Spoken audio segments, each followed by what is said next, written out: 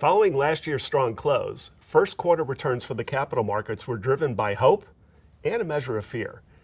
Hope is manifested in equity returns, which were positive across the board, despite the fact that interest rates and inflation ticked a little bit higher. Bonds had more of a mixed picture, with credit markets holding up fairly well, but the U.S. government bond market in particular lagged in the face of higher interest rates. Whether it was inflation reports, continued strong labor markets, or confirmation that the economy was doing well, investors look for the prospect of higher profit growth that often accompanies a stronger economy. Conversely, the bond market did not fare as well, beginning first with the Fed urging caution about the timing and magnitude of rate cuts versus market participants' expectations. The Fed's position was confirmed by continued indications of a strong labor market and inflation that has remained above their target. However, we've seen some components of inflation meaningfully moderate, in particular goods and food, and to a lesser extent energy. But services inflation has remained stubbornly high. A prominent example is transportation costs, which includes key components such as automobile insurance and car repairs. The other tricky constituent has been that of a tight labor market.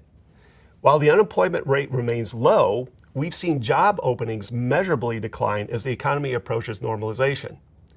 We expect this trend to continue. Another trend we would expect to persist is moderation in consumer spending.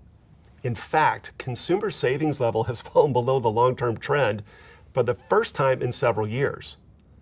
Forecasting what lies ahead for the world's major economies, we expect normalization to continue, be it on inflation or economic growth.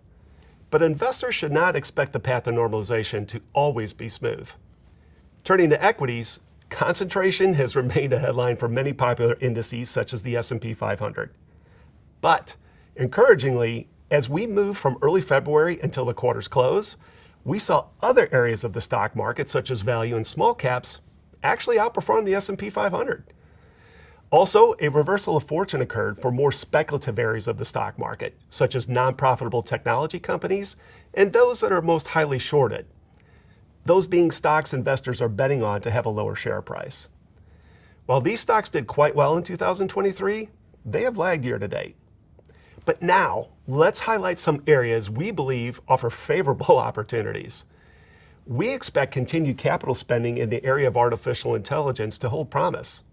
But this isn't just confined to one semiconductor company. It also includes areas such as software and IT consulting, where the growth rates are expected to be quite strong. For more risk-averse investors, low volatility stocks are certainly an option. Areas we deem fertile ground from a valuation perspective here are defensive sectors such as utilities, healthcare, and consumer staples. But return opportunities are not exclusive to equities, considering the higher yield environment that has enhanced the return potential for fixed income investors. We continue to emphasize high yield bonds, considering their attractive yields and their underlying fundamental strength, as indicated by lower debt levels versus history and strong cash flow margins. But one needs to be selective. That's particularly true with CCC or lower rated bonds, which tend to have the highest incidence of default. We think there's better risk-adjusted opportunities among single B and double B rated bonds.